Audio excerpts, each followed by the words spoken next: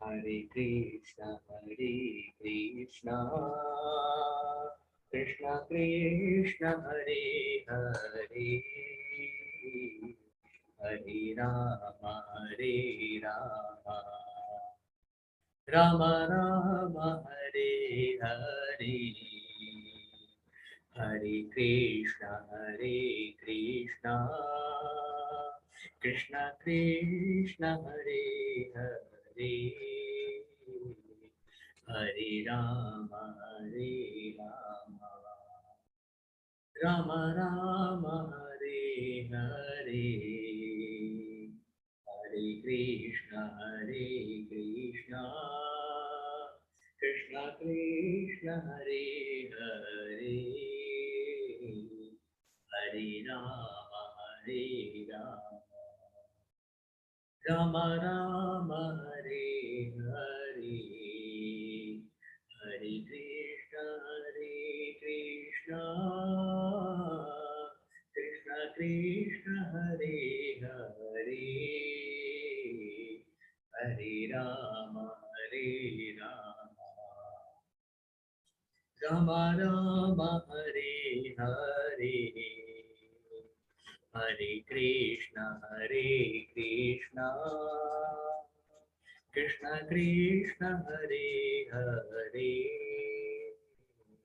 Hare Rama, Hare Rama, Rama Rama, Hare Hare, Hare Krishna, Krishna Krishna, Hare Hare,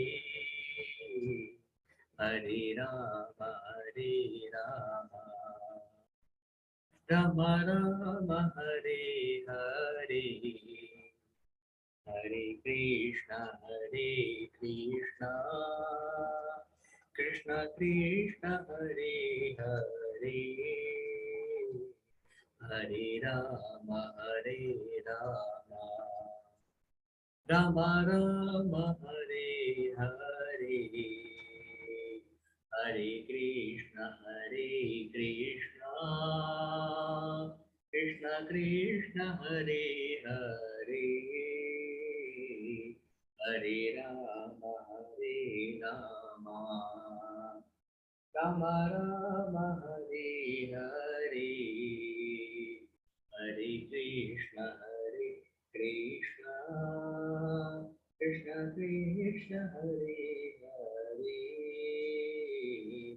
Hare Rama, Hare Rama, Rama Rama, Hare Hare, Hare Krishna, Krishna Krishna, Hare Hare,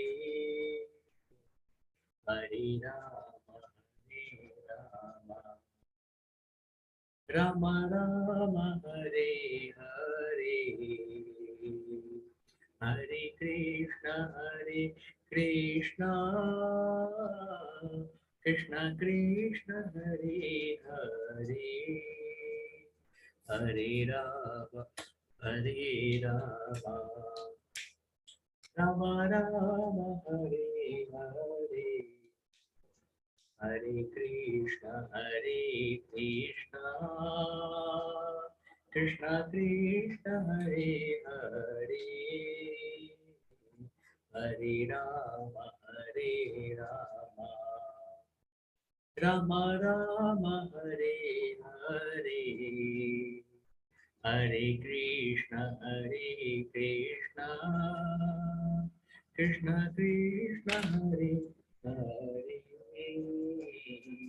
Hare Rama, Hare Rama, Rama Rama, Hare Hare, Hare Krishna, Krishna Krishna Krishna, Hare Hare, Hare Rama, Hare Rama, Rama Rama, Hare Hare, Hare Krishna, Krishna Krishna, Hare Hare, हरे राम राम राम हरे हरे, हरे कृष्ण कृष्ण कृष्ण हरे हरे, हरे राम राम राम हरे हरे, हरे कृष्ण कृष्ण कृष्ण हरे हरे, हरे राम राम राम हरे हरे, हरे कृष्ण कृष्ण कृष्ण हरे हरे, हरे राम राम राम हरे हरे, हरे कृष्ण कृष्ण कृष्ण हरे हरे, हरे राम राम राम हरे हरे, हरे कृष्ण कृष्ण कृष्ण हरे हरे, हरे राम राम राम हरे हरे, जय निताय गौरंग जय निताय गौरंग जय निताय गौरंग जय निताय गौरंग जय निताय गौरंग जय निताय गौरंग जय निताय गौरंग जय निताय गौरंग, जय कृष्ण बलिराम कृष्ण बलिराम, जय जय कृष्ण बलिराम, जय जय कृष्ण बलिराम बलिराम, जय जय कृष्ण बलिराम, जय राधा कृष्ण चंद्र राधे, जय राधा कृष्ण चंद्र राधे, जय राधा कृष्ण चंद्र राधे, जय जय श्रील प्रभुपाद जय जय जय श्रील प्रभुपाद, जय जय प्रभुपाद जय जय श्रील प्रभुपाद, जय जय गुरुदेव जय जय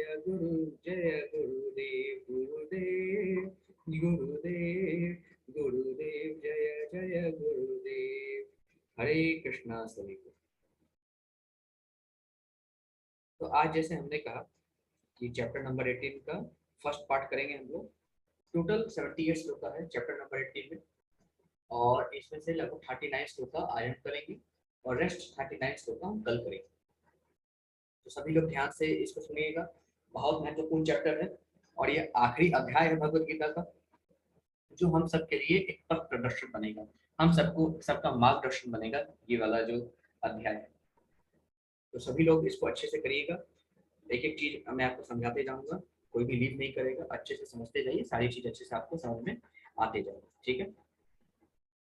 हरे कृष्णा, स्टार्ट करता हूँ, स्क्रीन शेयर करता हूँ।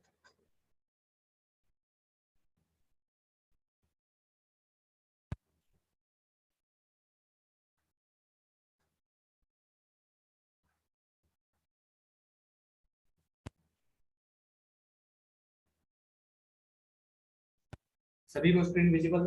एक बार कमेंट कर दीजिए आप लोग, सभी को स्क्रीन विजिबल है क्या? एक बार कमेंट बॉक्स में कमेंट कर दीजिए, विजिबल है स्क्रीन?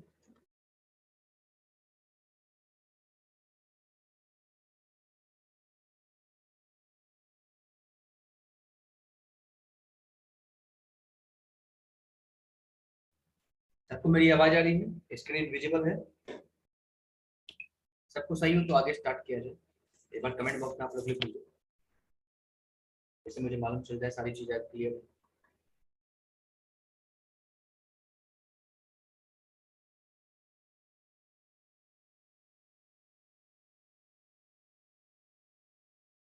आवाज आ रही है मेरी? स्क्रीन क्लियर है क्या? कोई लिख दे एक बार कमेंट बॉक्स में कि उसको प्रॉपर तरीके से व्यू है सब कुछ।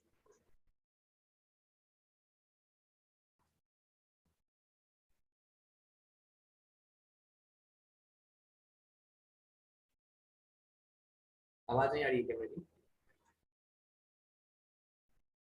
आ रही है आवाज?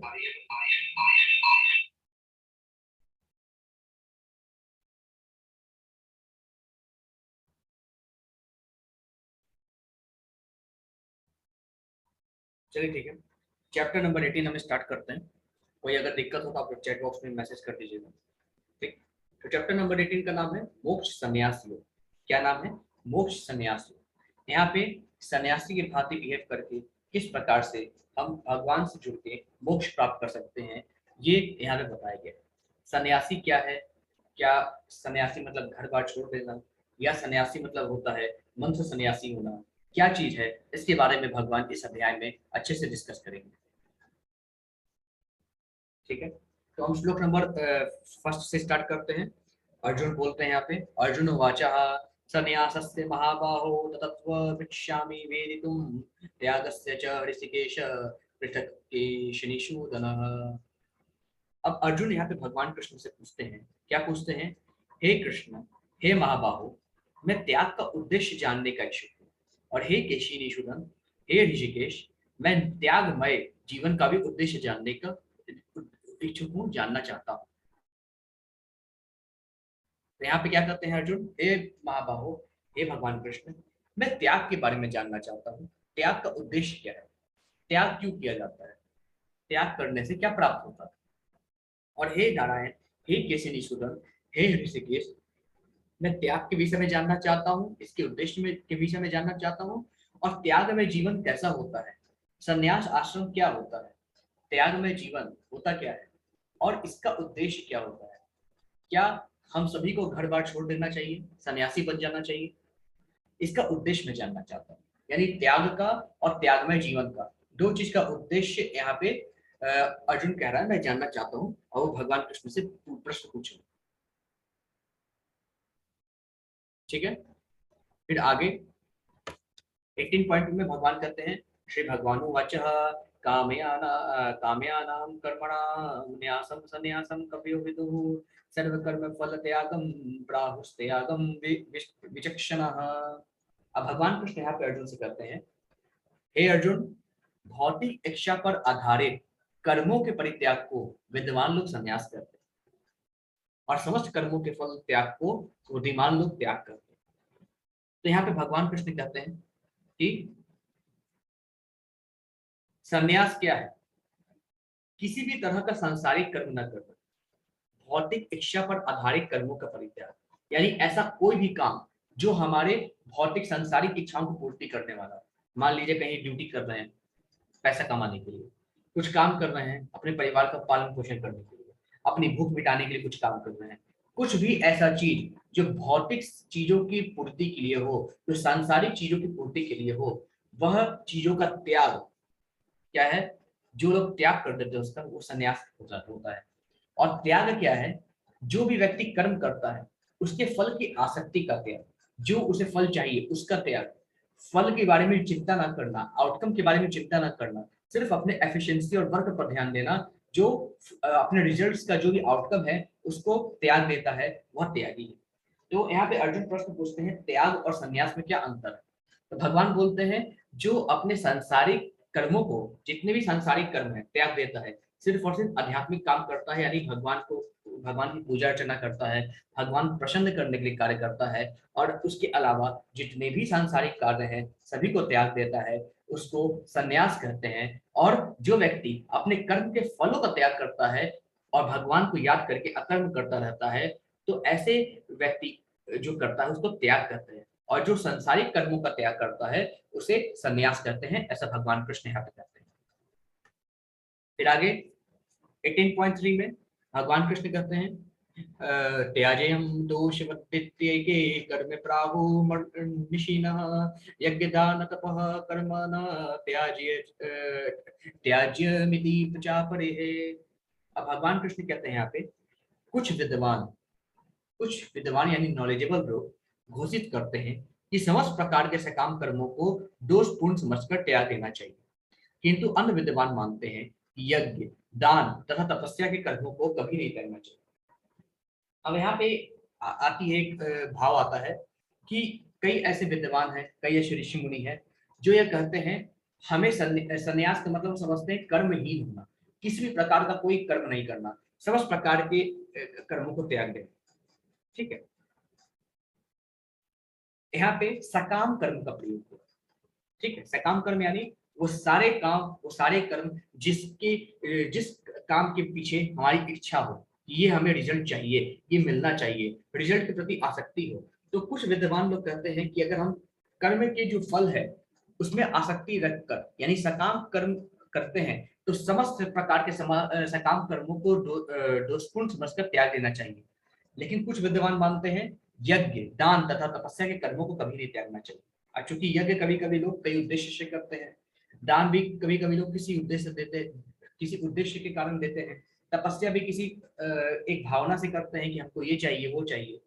तो एक तरफ जो कुछ विद्वान लोग, कुछ ऋषि मुनि लोग कहते हैं कि हमें समस्त सकाम कर्मों को त्याग देना चाहिए, वो कर्म कभी नहीं करना चाहिए जिसके पीछे कोई इच्छा जुड़ी हो।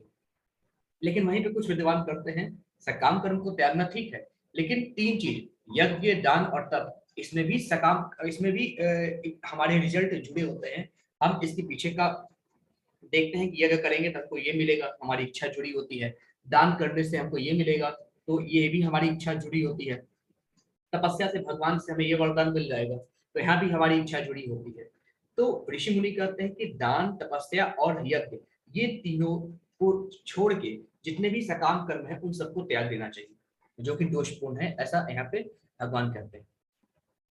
फिर आगे प्रभु कहते हैं श्लोक नंबर 4 में, निश्चयं शृणु मे तत्र त्यागे भरत सत्तमं त्यागो हि पुरुष व्याघ्र त्रिविध संकीर्तिः। यहाँ पे भगवान कहते हैं हे भरत श्रेष्ठ, हे अर्जुन, अब त्याग के विषय में मेरा निर्णय सुनो। ये त्याग क्या होता है? त्याग मतलब कर्मों के फलों का त्याग। भगवान कहते हैं हे अर्जुन, अब त्याग के विषय में मेरा निर्णय सुनो। हे नरशार्दूल, शास्त्रों में त्याग तीन तरह का बताया गया है। अब भगवान कहते हैं हे अर्जुन, शास्त्रों में जो त्याग है, त्याग यानी फलों की इच्छा का त्याग, फलों की इच्छा को त्यागना, छोड़ना। तो भगवान कहते हैं हे अर्जुन, शास्त्रों में त्याग तीन प्रकार का बताया गया है। किस प्रकार का? यज्ञदान तपः कर्म न त्याजयं कार्यमेव तत् तत् यज्ञोदानं तपश्चैव पावनानि मनीषिणाम्। अब भगवान कृष्ण कहते हैं हे अर्जुन, यज्ञ, दान तथा तपस्या के कर्मों का कभी परित्याग नहीं करना चाहिए। जैसे कि भगवान ने पहले कहा कि कुछ विद्वान मानते हैं यज्ञ का, दान का और तपस्या का, इन कर्मों का कभी त्याग नहीं करना चाहिए, भले ही इनके साथ सकाम कर्म की इच्छा जुड़ी हो, इनके साथ ये कर्म निष्काम ना हो, फिर भी ये कर्म को कभी छोड़ना नहीं चाहिए, उन्हें अवश्य संपन्न करना चाहिए। निसंदेह यज्ञ, दान तथा तपस्या महात्माओं को भी शुद्ध बनाते हैं। भले ही किसी इच्छा से जुड़े होते हैं ये सब, लेकिन ये सभी के सभी साधु पुरुष यानी महात्माओं को शुद्ध बनाते हैं। तो भगवान कहते हैं हे अर्जुन, यज्ञ, दान और तपस्या, ये तीनों के तीनों कर्मों को कभी जीवन में नहीं त्यागना चाहिए, हमें इन्हें अवश्य संपन्न करना चाहिए। निसंदेह यज्ञ, दान तथा तपस्या महात्माओं को भी शुद्ध बनाते हैं, ऐसा यहाँ पे भगवान कृष्ण कहते हैं।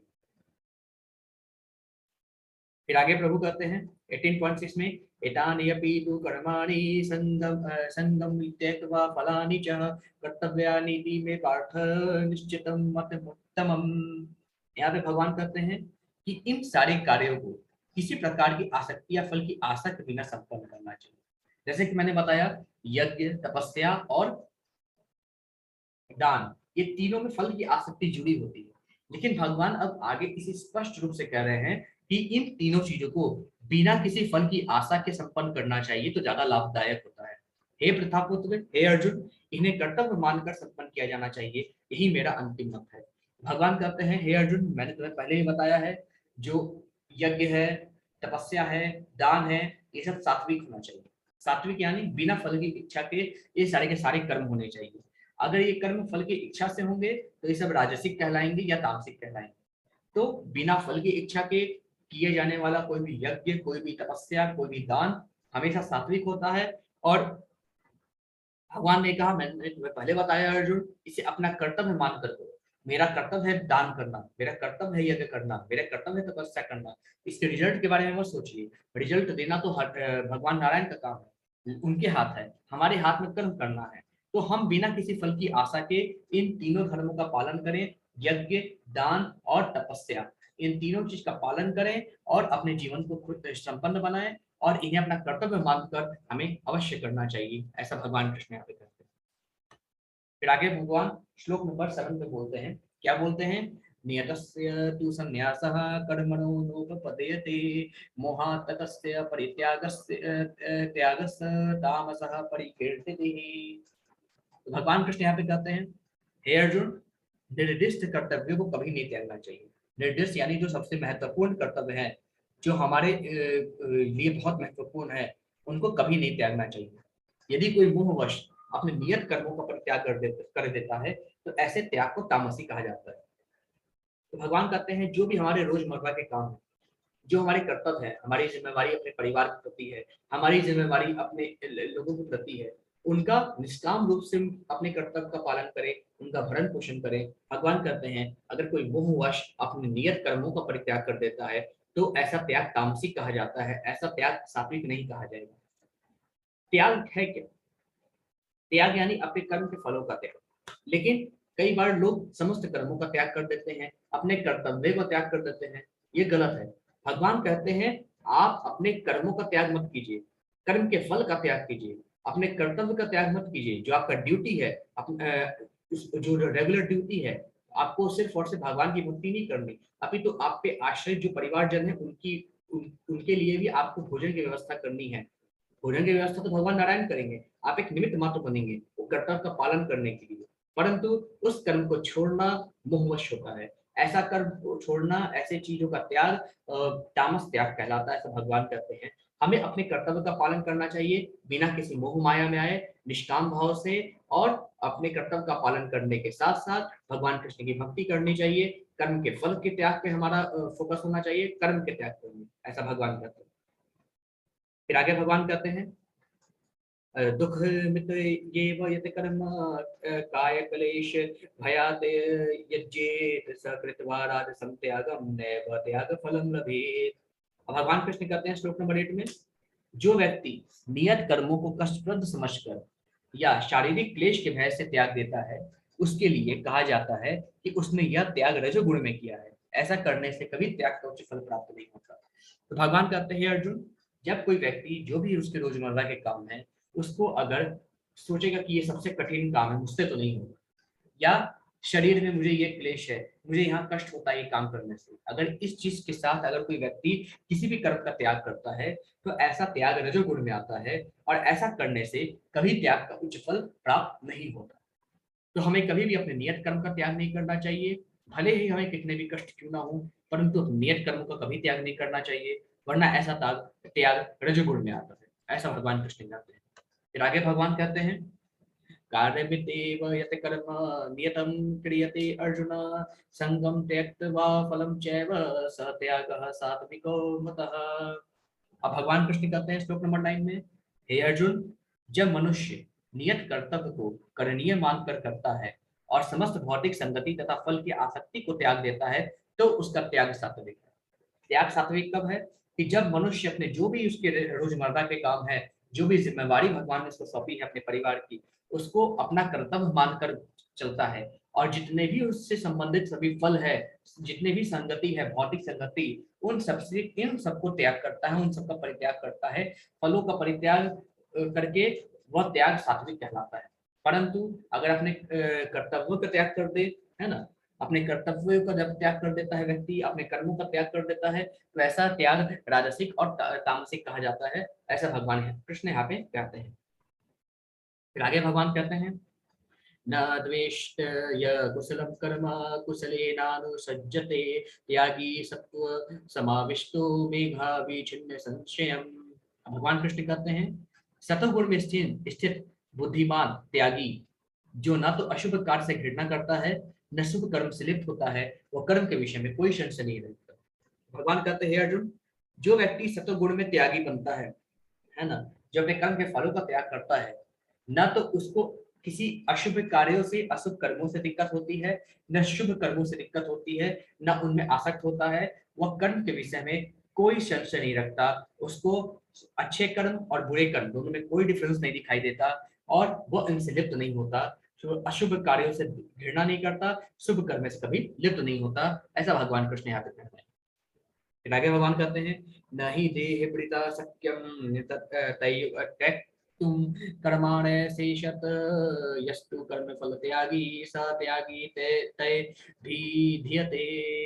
अब भगवान कृष्ण कहते हैं, हे अर्जुन, निसंदेह किसी भी देहधारी प्राणी के लिए समस्त कर्मों का परित्याग कर पाना असंभव है, लेकिन जो कर्म फल का परित्याग करता है वह वास्तव में त्यागी है। भगवान कहते हैं, इस पृथ्वी पर रहने वाला कोई भी प्राणी बिना किसी कर्म के रह नहीं सकता।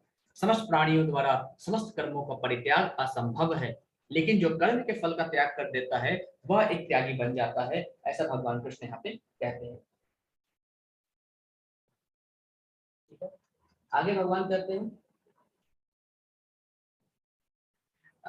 अनिष्टमिष्टं मिश्रं च त्रिविधं कर्मणः फलं भवत्यगिनां प्रेत्य न तु सन्न्यासिनां कवचित्। अब भगवान कृष्ण कहते हैं, हे अर्जुन, जो त्यागी नहीं है, जो व्यक्ति त्यागी नहीं है, उसके लिए इच्छित, इच्छा करने वाला, अनिश्चित, बिना इच्छा के, तथा मिश्रित, मिला हुआ, ये तीन प्रकार के कर्मफल मृत्यु के बाद मिलते हैं। तो भगवान कहते हैं, जो व्यक्ति अपने कर्म का त्याग नहीं, अपने कर्म के फलों का त्याग नहीं करता है, ऐसे व्यक्तियों को मृत्यु के बाद इच्छित फल जो उसको चाहिए होता है वो फल, अनिश्चित फल जो उसको नहीं चाहिए होता है वो फल, और दोनों का मिला जुला फल, मिश्रित फल, ये तीनों प्रकार के कर्म फल उसको मृत्यु के पश्चात मिलते हैं। लेकिन जो सन्यासी है, उन्हें ऐसे फल का सुख दुख नहीं भोगना पड़ता। भगवान कहते हैं, जो व्यक्ति त्यागी नहीं है, उसको कर्म फल का सुख दुख भोगना पड़ता है। वो जब व्यक्ति मरता है तो पुण्य की वजह से स्वर्ग को प्राप्त होता है, जो हर व्यक्ति चाहता है। और जब कोई भी व्यक्ति नहीं चाहता है क्या, नर्क को जाना, नर्क की यातना सहना, वो नहीं चाहता है, लेकिन उसको वो भी फल मिलता है, और स्वर्ग और नर्क मिला जुला भी मिलता है।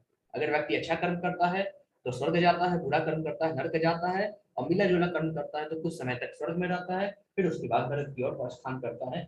ऐसा भगवान कृष्ण यहाँ पे कह रहे हैं।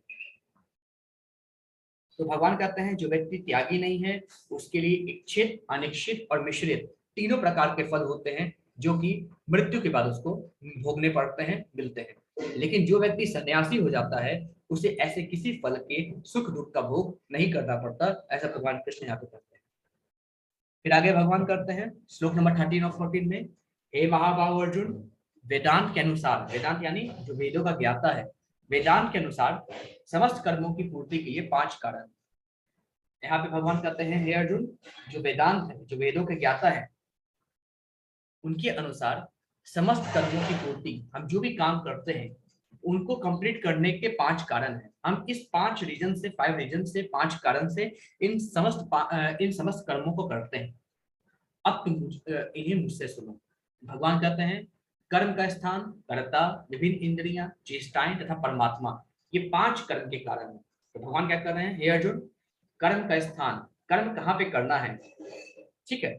दूसरा, कर्ता, करने वाला कौन है। तीसरा, विभिन्न इंद्रियां, हमारी जो 5 ज्ञानेंद्रियां, 5 कर्मेंद्रियां हैं, ये हमारी अलग अलग इंद्रियां, चेष्टाएं यानी हमारी इच्छा, तथा परमात्मा, ये 5 कारण है हमें किसी भी कर्म को करने के लिए। अगर हम परमात्मा के दर्शन करना चाहते हैं तो उनके निमित्त हमें कर्म करना पड़ेगा। अगर हमें सांसारिक संसार में रहना है तो अपनी इच्छाओं को पूर्ण करने के लिए कर्म करना पड़ेगा, है ना। अपनी विभिन्न इंद्रियों को संतुष्ट करने के लिए कई व्यक्ति बुरे से बुरा कर्म कर जाते हैं। और करने वाला जो हम कर्म करते हैं, किसी पार्टिकुलर प्लेस पे जाके कोई ना कोई कर्म करते हैं। तो भगवान कहते हैं 5 कारण है किसी भी कर्म को करने का, वह है कर्ता, कर्ता का स्थान, कर्म करने का स्थान, विभिन्न इंद्रियां, चेष्टाएं और परमात्मा, ये 5 के 5 कर्म के कारण है। ऐसा भगवान कृष्ण कहते हैं, ठीक है। फिर आगे भगवान कहते हैं, शिरर्वांग मनोभिर्यत कर्म प्रारभते नरः न्याययं वा विपरीतम वा पंचचैते तस्य हेतवः। अब भगवान कृष्ण ने श्लोक नंबर 15 में कहते हैं, हे अर्जुन, मनुष्य अपने शरीर, मन या वाणी से जो भी उचित या अनुचित कर्म करता है, वह इन 5 कारणों के फल स्वरूप है। भगवान कहते हैं जो व्यक्ति अपने शरीर के द्वारा, अपने मन के द्वारा, अपने वाणी के द्वारा जो भी उचित कर्म या अनुचित कर्म करता है, वह सब इन्हीं 5 कारणों के फलस्वरूप होते हैं। या तो हमारी अतृप्त इंद्रियां होती हैं, या तो हमें इच्छाएं अनेक होती हैं, या परमात्मा के लिए, या कर्म का स्थान, या कर्ता स्वयं। भगवान कहते हैं कि शरीर से जो भी कर्म किया गया हो, शरीर से किसी को दुख दिया गया हो या सुख दिया गया हो, मन से किसी के बारे में अच्छा सोचा गया हो या गंदा सोचा गया हो, या वाणी से किसी के बारे में अच्छा बोला गया हो, बुरा बोला गया हो, यानी उचित और अनुचित कर्म जो व्यक्ति अपने शरीर, मन और वाणी के द्वारा करता है, उसका कारण ये 5 कारण होते हैं। क्या क्या? हमारे इंद्रियों की अपूर्ति, हमारे मतलब कि इंद्रियों का असंतुष्ट होना, परमात्मा कारण हो सकता है, हमारा जो काम वासना है वो कारण हो सकती है, ठीक है, और कर्ता और कर्म का स्थान, ये सारे के सारे कारण हो सकते हैं। फिर आगे भगवान कहते हैं श्लोक नंबर 16 में, तत्रैवं सति कर्तारमात् पानं केवलं तु यः पश्यत्य कृत्य बुद्धित्वान् न स पश्यति दुर्मतिः। अब भगवान कृष्ण श्लोक नंबर 16 में कहते हैं, क्या कहते हैं भगवान कृष्ण? भगवान ये कहते हैं कि जो इन 5 कारणों को न मानकर अपने आप को एकमात्र कर्ता मानता है,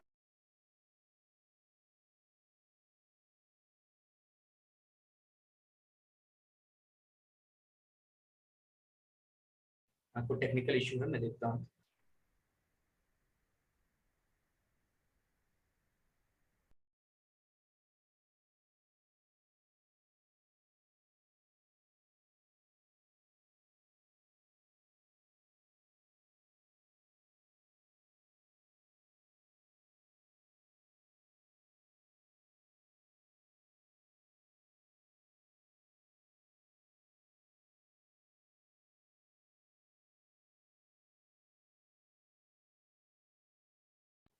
हाँ, तो टेक्निकल इश्यू हो गया था।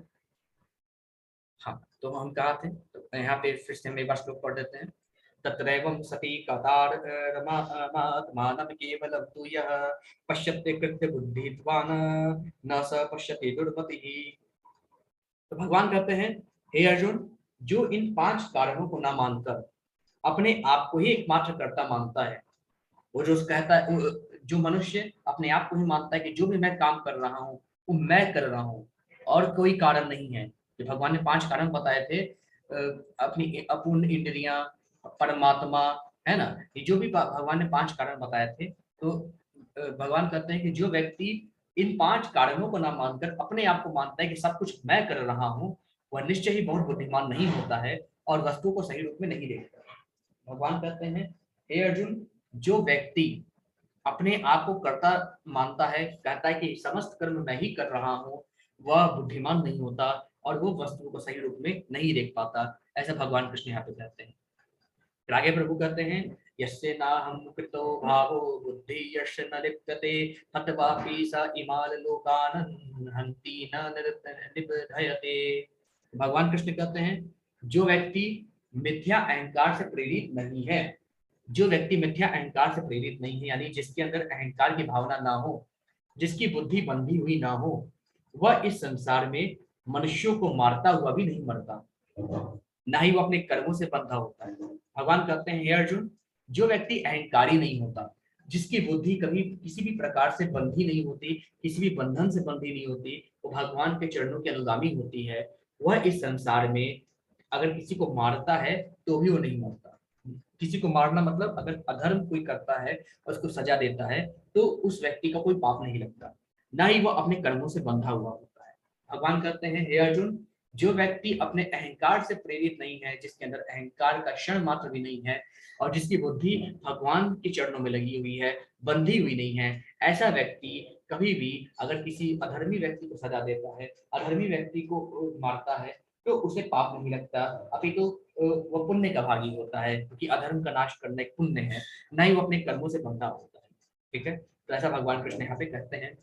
फिर आगे प्रभु कहते हैं 18 श्लोक नंबर 18 में, ज्ञानम ज्ञेयम परिज्ञाता त्रिविधा कर्म चोदना करणम कर्म कर्तेति त्रिविधा कर्म संग्रह। अब भगवान कृष्ण यहाँ पे कहते हैं, ज्ञान, ज्ञेय तथा ज्ञाता। ज्ञान यानी नॉलेज, ज्ञेय जो ज्ञान को ज्ञेय ज्ञान को देने वाला, और ज्ञाता जो ज्ञाता, ठीक है, ये ज्ञान, ज्ञेय और ज्ञाता, ये तीनों कर्म को प्रेरणा देने वाले, ठीक है। ज्ञान यानी नॉलेज, ज्ञाता यानी जो इस ज्ञान को जानने वाला हो, ज्ञेय यानी जिसको ज्ञान दिया जा रहा हो। ज्ञान, ज्ञेय और ज्ञाता, ये तीनों चीज कर्म को प्रेरणा देने वाले हैं। इंद्रियां, कर्म तथा कर्ता, ये तीन कर्म के संगठक हैं। इंद्रियां, हमारी जो इंद्रियां हैं, कर्म तथा कर्ता, ये तीनों के तीनों कर्म के संगठक हैं, ऐसा भगवान कृष्ण यहाँ पे बोलते हैं।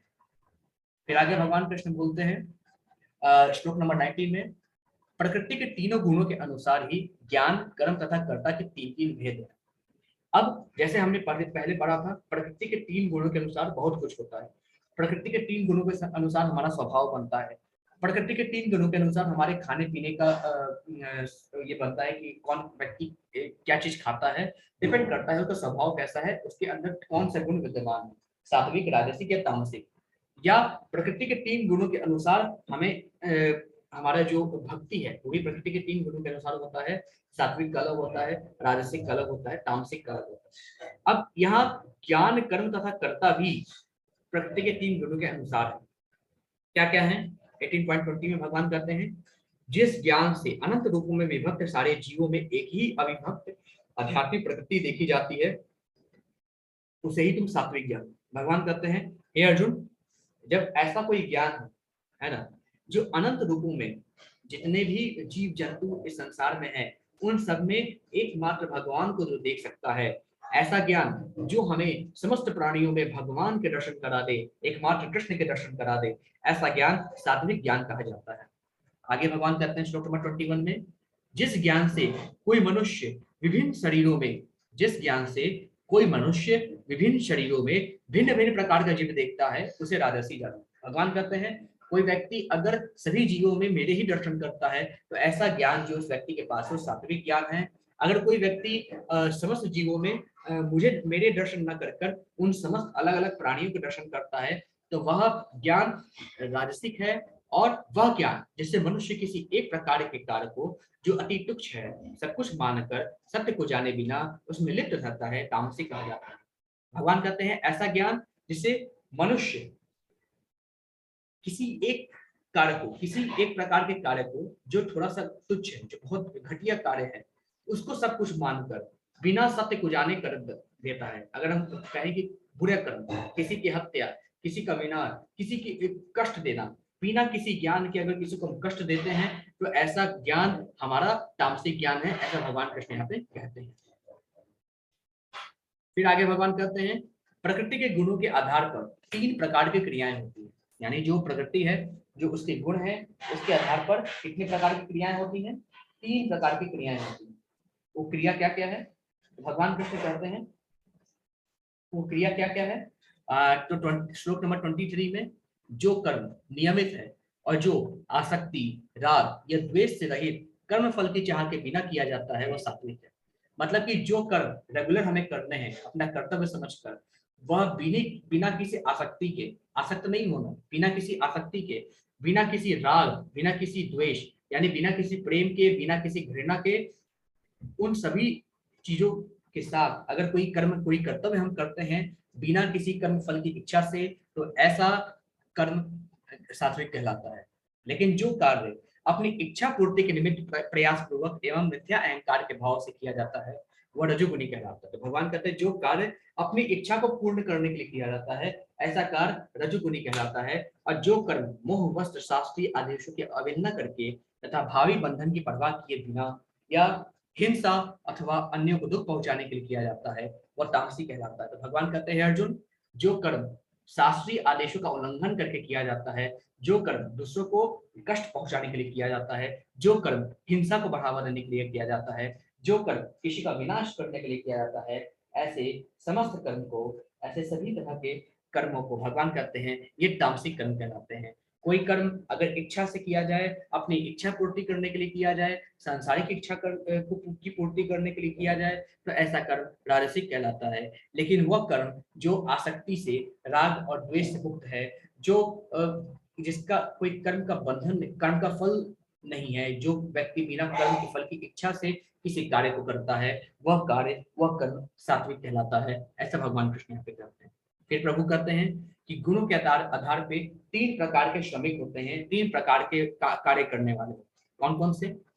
श्लोक नंबर 26 में भगवान कहते हैं, जो व्यक्ति भौतिक गुणों के संसर्ग के बिना अहंकार रहित संकल्प तथा उत्साह पूर्वक अपना कर्म करता है और सफलता अथवा असफलता में अविचलित रहता है, वह सात्विक कर्ता कहलाता है। भगवान कहते हैं, हे अर्जुन, जो व्यक्ति भौतिक गुणों के संसर्ग के बिना, मतलब कि गुणों से भी ऊपर उठ जाता है मनुष्य और अहंकार से रहित होता है, संकल्प लिए रहता है कि भगवान के दर्शन चाहिए और उत्साह के साथ अपना कर्म करता है बिना किसी फल की इच्छा के, और चाहे उसको फल में सफलता मिले चाहे विफलता मिले, उससे विचलित नहीं होता, ऐसा कर्म साथ ऐसा कर्ता यानी कर्म करने वाला कर्ता सात्विक कहलाता है। यहाँ पे कर्ता के बारे में चर्चा की गई है। ऐसा कर्ता जो सभी गुणों से परे होता है, जो किसी प्रकार के अहंकार में नहीं होता, संकल्प के साथ अपना कर्तव्य करता है बिना किसी फल की इच्छा से, ना तो उसे सफलता पाने का इच्छा है, ना उसे असफलता पाने का इच्छा है, दोनों से रहित है, ऐसा कर्ता सात्विक कर्ता कहलाता है। आगे भगवान कहते हैं श्लोक नंबर 27 में, लेकिन वह कार्यकर्ता जो अपने श्रम के फल से जुड़ा हुआ है और जो जोश से उनका आनंद लेना चाहता है, जो लालची है, ईर्ष्यालु है, कुछ टेक्निकल इशू है, एक सेकंड।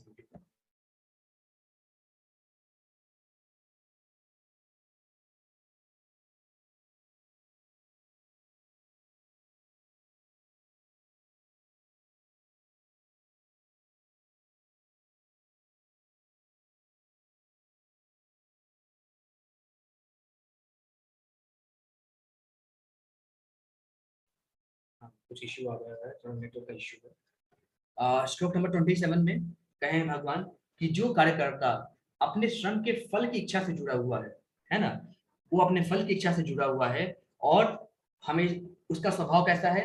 उसका स्वभाव लालची है, उसका स्वभाव ईर्ष्यालु है, उसका स्वभाव अपवित्र है, किसी भी प्रकार से पवित्र नहीं है, और वह खुशी और संकट से अगर आगे बढ़ता है तो ऐसा कार्यकर्ता राजसिक कार्यकर्ता कहलाता है, क्योंकि उसकी जो भी काम है उसमें कर्म की फल की इच्छा जुड़ी होती है।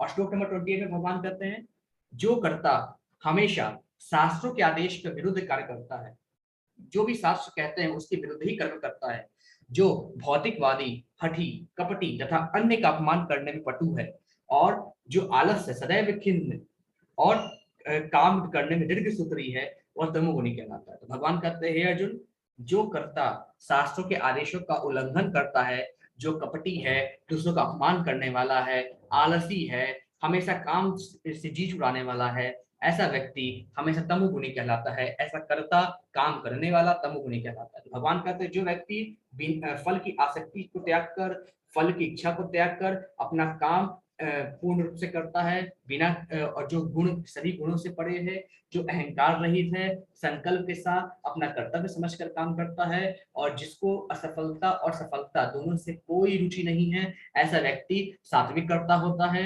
जो व्यक्ति कर्म के फल की इच्छा से जुड़ा होता है, जो लालची होता है, जो ईर्ष्यालु होता है, अपवित्र होता है, और जो व्यक्ति इस तरह के काम करता है वो राजसिक कर्ता होता है। और जो व्यक्ति शास्त्रों के आदेशों का उल्लंघन करता है, कपटी होता है, हठी होता है, दूसरों का अपमान करने वाला होता है, और आलसी होता है ना, और काम से जी चुराने वाला होता है, ऐसा व्यक्ति तामसिक कहा जाता है।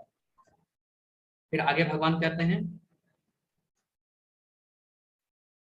कि हे धनंजय, श्लोक नंबर 29 में कहते हैं भगवान, हे धनंजय, अब मैं प्रकृति के 3 गुणों के अनुसार, जो प्रकृति के 3 गुण हैं उसके अनुसार तुम्हें विभिन्न प्रकार की बुद्धि तथा निर्धारण के विषय में विस्तार से बताऊंगा, तुम इसे सुनो। हे अर्जुन, अब मैं तुम्हें प्रकृति के 3 गुण के अनुसार, यानी सात्विक, राजसिक, तामसिक, ये जो 3 गुण हैं इनके अनुसार तुम्हें अलग अलग तरह की बुद्धि, लोगों की किस किस प्रकार की बुद्धि होती है और उस बुद्धि से वो किस तरीके से डिसीजन लेते हैं, निर्धारण करते हैं, उनके विषय में बताऊंगा। तो यहाँ पे भगवान अब बताएंगे कि लोगों की बुद्धि के बारे में और गुणों के हिसाब से वो किस तरह का डिसीजन लेते हैं। तो श्लोक नंबर 30 में भगवान कहते हैं, हे पुत्र, वो बुद्धि सतोगुणी है, जिसके द्वारा मनुष्य यह जानता है कि क्या करणीय है और क्या नहीं, किससे डरना चाहिए किससे नहीं, क्या बांधने वाला है क्या मुक्ति देने वाला है। तो भगवान कहते हैं, अर्जुन, वह बुद्धि सत्वगुणी है, जिसके द्वारा मनुष्य ये जान पाता है कि हमें क्या करना चाहिए, क्या नहीं करना चाहिए, किससे डरना चाहिए, किससे नहीं डरना चाहिए, क्या ऐसा कौन सा कर्म है जो हमें बांधने वाला है, ऐसा कौन सा कर्म है जो हमें मुक्ति देने वाला है।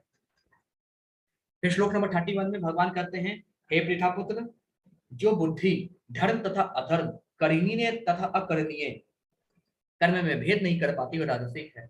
भगवान कहते हैं जो व्यक्ति क्या करना चाहिए, क्या नहीं करना चाहिए, क्या धर्म है, क्या अधर्म है, इन सारी चीजों में जो बुद्धि भेद नहीं कर पाती, ऐसी बुद्धि राजसिक कही जाती है, ऐसा भगवान कृष्ण यहाँ पे कहते हैं।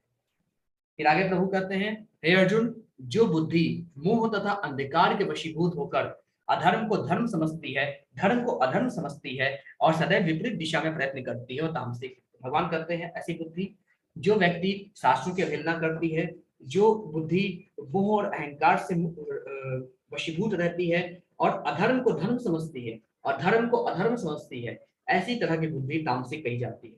तो जो लोग क्या करना चाहिए, क्या नहीं करना चाहिए, जिसकी बुद्धि धर्म और अधर्म के बीच भेद करना जानती है, वह सात्विक बुद्धि है। जो भेद करना नहीं जानती वो राजसिक बुद्धि है। और जिसकी बुद्धि मोह और अंधकार के वशीभूत होकर अधर्म को धर्म मानती है, धर्म को अधर्म मानती है, ऐसी बुद्धि तामसिक कही जाती है, ऐसा भगवान कृष्ण यहाँ पे कहते हैं।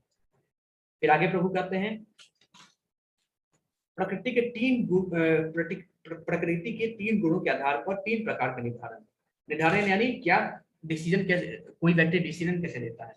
अगर कोई व्यक्ति सात्विक व्यवहार वाला है तो उसका डिसीजन किस प्रकार का होता है, राजसिक वाला है तो उसका डिसीजन किस प्रकार का होता है, तामसिक वाला है तो उसका डिसीजन किस प्रकार का होता है, इसको हम देखते हैं। भगवान कृष्ण कहते हैं, हे अर्जुन, हे पार्थ, वह निश्चय जो अटूट है, जो योग साधना द्वारा निरंतरता के साथ है और इस प्रकार मन, जीवन और इंद्रियों के कार्यों को नियंत्रित करता है, सात्विक तरीके में है। भगवान कहते हैं, अर्जुन, जो निश्चय, अगर हम मान लीजिए कोई डिसीजन लेते हैं या कुछ निश्चय करता है कि मुझे ये कार्य करना है, मुझे ये काम करना है, ठीक है, तो भगवान कहते हैं वह निश्चय अटूट है जो योग साधना द्वारा प्राप्त होता है। जिस जो व्यक्ति का मन, जीवन और इंद्रियां उसके नियंत्रण में होती है, ऐसा व्यक्ति अगर कोई निश्चय करता है तो ऐसा निश्चय, ऐसा डिसीजन क्या है, सात्विक है। लेकिन हे अर्जुन, 134 श्लोक में कहते हैं, लेकिन हे अर्जुन, जिस धृति यानी जिस निश्चय से मनुष्य धर्म, अर्थ तथा काम के फलों को में लिप्त बना रहता है वो राजसी है। भगवान कहते हैं, अर्जुन, जिस निश्चय से मनुष्य अपने धर्म में, अपने अर्थ में और अपने काम के फल में, मतलब धर्म का भी फल, जो भी काम करे उसके फल में आसक्ति लिए बैठा होता है, ऐसा व्यक्ति, ऐसा मनुष्य इन फलों में लिप्त रहता है, तो ऐसा जो डिसीजन है, उसका जो निश्चय है वह राजसिक होता है। फिर भगवान कहते हैं, हे अर्जुन, जो घृति यानी निश्चय स्वप्न, भय, शोक, विषाद तथा मोह के पड़े नहीं जाती, ऐसी दुर्बुद्धि पूर्ण घृति तामसी है। भगवान कहते हैं, अर्जुन, जिसका निश्चय सपना, भय, शोक, विषाद तथा मोह के पड़े नहीं जाता, वो सब कुछ अपना निश्चय, उसका निश्चय किस प्रकार होता है, स्वप्न के भांति होता है। आज निश्चय लिया, कल छोड़ दिया, है ना, हमेशा सभी लोग से डरता रहता है, उल्टा सीधा शोक करता है, हमेशा दुख में रहता है और कभी मोह से बाहर नहीं निकाल पाता, ऐसा निश्चय तामसिक कहा जाता है, ऐसा भगवान कृष्ण यहाँ पे करते हैं। फिर आगे प्रभु कहते हैं श्लोक नंबर 36 में, भौतिक प्रकृति के साधनों के आधार पर 3 प्रकार की खुशियां हैं। जो भौतिक प्रकृति है उसके साधनों के आधार पर 3 तरह की खुशियां बताई गई हैं। क्या क्या? श्लोक नंबर 37 में कहें प्रभु, जो खुशी, जो चीज हमें प्रारंभ में विष जैसी लगती है किंतु अंत में अमृत के समान प्रतीत होती है, जो मनुष्य में आत्म साक्षात्कार जगाता है, वह सात्विक सुख कहलाता है। हम जब भी भगवान की तपस्या करने जाते हैं, भगवान की पूजा करने जाते हैं, तो निश्चित रूप से स्टार्टिंग हमें कष्ट होता है कि इतना कुछ करना पड़ेगा, ये सब करना पड़ेगा, 16 माला जाप करना पड़ेगा, भगवान का कीर्तन करना पड़ेगा। स्टार्टिंग में दिक्कत होती है, लेकिन वह चीज हमारे लिए विष के समान है, लेकिन आगे चलकर वही चीज हमें सुखद फल देने वाली है। भगवान कहते हैं वो सभी कार्य, खुशियां क्या होती हैं, वह खुशी स्टार्टिंग में जो तो विष के समान लगती है, लेकिन आखिर में जाके हमें जो है अमृत के समान लगती है। ऐसा सात्विक, ऐसा जो खुशी है, ऐसी जो खुशी मिलती है, वह खुशी सात्विक खुशी कही जाती है। लेकिन वह सुख जो इंद्रियों द्वारा इंद्रियों के यूज से, इंद्रियों के इस्तेमाल से जो खुशी हमें मिलती है स्टार्टिंग में, जब भी हम अपने इंद्रियों को, अपने काम वासनाओं को पूरा करना चाहते हैं, तो स्टार्टिंग में तो कुछ पल के लिए हमको खुशी मिलती है, परंतु बाद में दुख मिलता है। तो भगवान कहते हैं स्टार्टिंग में तो अमृत के समान वो सुख रखता है, लेकिन एंड में विष के समान हो जाता है। तो ऐसा जो सुख है, ऐसा खुशी है, ऐसी खुशी राजसिक कही जाती है। और भगवान कहते हैं जो सुख आत्मा आत्म साक्षात्कार के प्रति अंधा है, जो सुख हमको आत्म साक्षात्कार, स्वयं की दर्शन नहीं कराता, स्वयं के बारे में नहीं बताता, जो प्रारंभ से लेकर अंत तक मोह कारक है, जो निद्रा, आलस्य तथा मोह से उत्पन्न होता है, वो तामसिक कहलाता है। तो जो लोग सोने को ही अपना सर्व सुख मानते हैं, जो लोग सिर्फ और सिर्फ नींद में खोए रहते हैं, आलस में खोए रहते हैं, मोह में हमेशा पड़े रहते हैं, जो लोग अपना कल्याण नहीं करना चाहते, जो लोग जानना नहीं चाहते कि वो स्वयं है कौन, जो लोग प्रारंभ से लेकर अंत तक मोह में डूबे रहते हैं, ऐसी खुशी, जो उनको सोचते हैं कि ऐसी खुशी भी एक खुशी है, तो ऐसे लोगों की जो खुशी होती है वह क्या होती है, वह तामसिक होती है। ऐसा भगवान कृष्ण यहाँ पे कहते हैं। ठीक है, तो भगवान कृष्ण यही चीज यहाँ पे कहते हैं। तो ये तीन चीज बताइए आपको कि जो सुख स्टार्टिंग में विष के समान लगता है, लेकिन एंड में अमृत के समान है, और आत्म साक्षात्कार जो खुशी या सुख करा दे, ऐसा खुशी या सुख सात्विक कहा जाता है। जो सुख इंद्रिय और विषयों की पूर्ति के लिए होता है, स्टार्टिंग में तो विष अमृत के समान लगता है, एंड में विष के समान लगता है, तो ऐसी चीजें, ऐसा सुख, ऐसी खुशी राजसिक होती है। और ऐसा सुख जो आत्म साक्षात्कार के प्रति अंधा है, जो प्रारंभ से लेकर अंत तक मोह कारक है, और जो सुख हमें निद्रा में मिलता है, आलस में मिलता है, प्रमाद में मिलता है, तो इस तरह के जो भी सुख है वो के सुख सभी के सभी तामसिक सुख कहे जाते हैं। ऐसा भगवान कृष्ण ही बताते हैं। तो चैप्टर नंबर 18 आज यहीं पे समाप्त करते हैं। नेक्स्ट जो 39 श्लोक है वो कल करेंगे, और कल भगवत गीता को पूर्ण करेंगे। ठीक है, हरे कृष्णा सभी को। तो किसी को कोई क्वेश्चन हो, कोई प्रश्न हो, आप करके हैंड रेज कर सकते हैं, या अपने प्रश्न को चैट बॉक्स में लिख सकते हैं, ठीक है, करके मैं सबके प्रश्न दूंगा। ठीक है, हरे कृष्णा सभी। अपने प्रश्न लिख सकते हैं या हैंड रेज कर सकते हैं।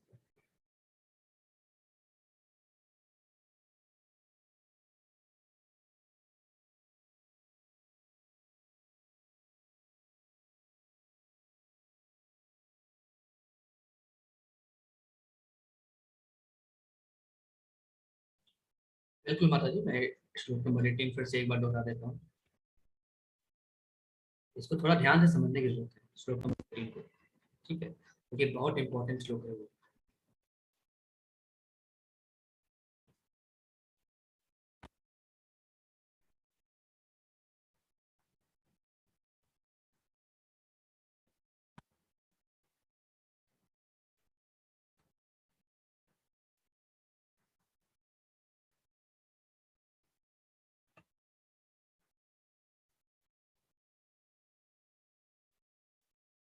ध्यान से देखिएगा माता।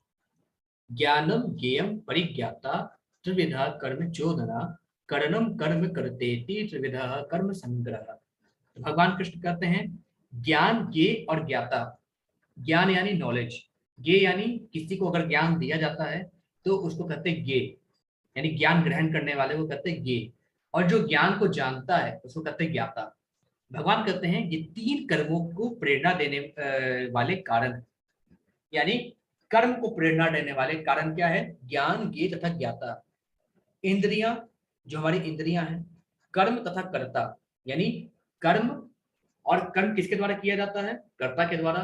कर्ता क्यों कर्म करता है, अपनी इंद्रियों को संतुष्ट करने के लिए। ये तीन कर्म के संघटक हैं। मतलब कि कोई भी कर्म करने के संघटक, कर्म करने की जो आप कह सकते हैं चीजें, किस चीज से कर्म किया जाता है, तो हमारी इंद्रियों के द्वारा। अगर हम कोई चीज देखते हैं तो कुछ कर्म करते हैं, है ना। कर्म यानी जो भी काम हम करते हैं, करता है जो व्यक्ति कर्म करता है, तीनों कर्म के अस्त्र हैं। अब भगवान कहते हैं ज्ञान, ज्ञान लेने वाला और ज्ञान देने वाला, ये तीनों कर्म को प्रेरणा देने वाले हैं। ऐसा भगवान कृष्ण यहाँ पे कहते हैं। हरे कृष्ण। और किसी को कोई प्रश्न, कोई क्वेश्चन, तो आप लोग रेजिस्ट कर सकते हैं या चैट बॉक्स में लिख सकते हैं आपके प्रश्न।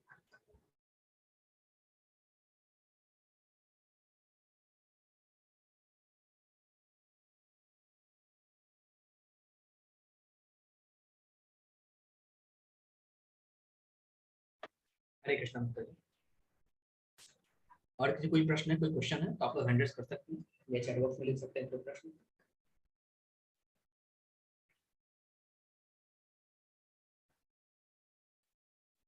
चलिए कोई क्वेश्चन नहीं आप लोग का, तो ये चैप्टर ये पे करते हैं, चैप्टर नंबर 18 का पार्ट 1। अब जो आखिरी पार्ट है कल होगा, अब कल संपूर्ण भगवत गीता होगी, ठीक है। तो सभी लोग निश्चित रूप से प्रेजेंट रहिएगा। तो कल आप लोग को अच्छी चीजें बताई जाएंगी यहाँ पे, है ना। और कल end of the Bhagavad Gita होगा, तो सभी लोग उपस्थित रहिएगा। और कल आखिरी दिन है, तो सब लोग अच्छे से जो भी आपको पढ़ाया गया है वो सारी चीज आप लोग पढ़ते रहिएगा, रिविजन करते रहिएगा, ठीक है। और फिर कल मिलते हैं फिर आखिरी चैप्टर के साथ, और अच्छे से इसको करेंगे। और कोई भी अगर डाउट हो, कोई भी दिक्कत हो, तो कल हम लोग डिस्कस करेंगे, ठीक है। हरे कृष्णा सभी को, हरे कृष्णा, हरे कृष्णा।